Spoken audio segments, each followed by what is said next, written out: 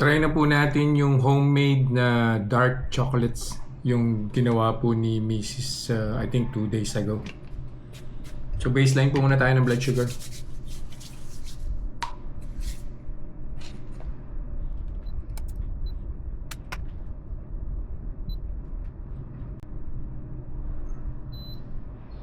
Yan.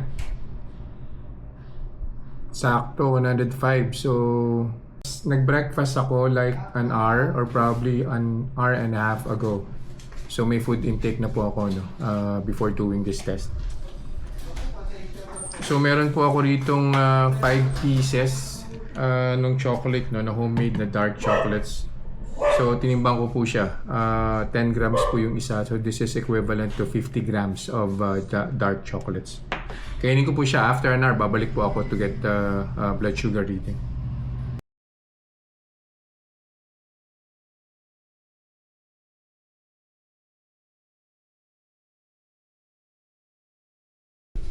One hour na po. Kuha na po tayo ng blood sugar.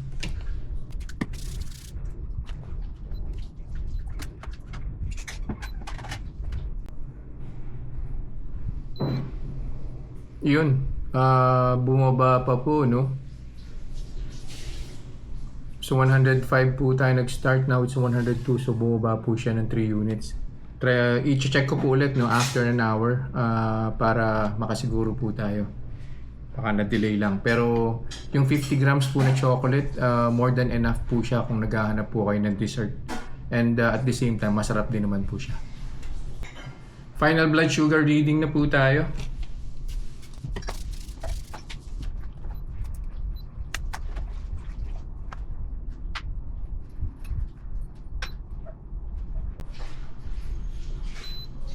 Yan.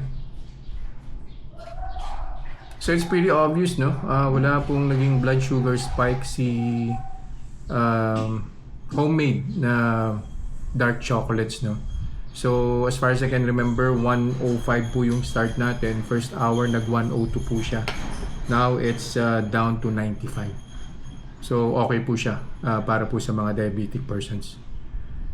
Yun lang po for today. See you guys in the next vlog. Bye.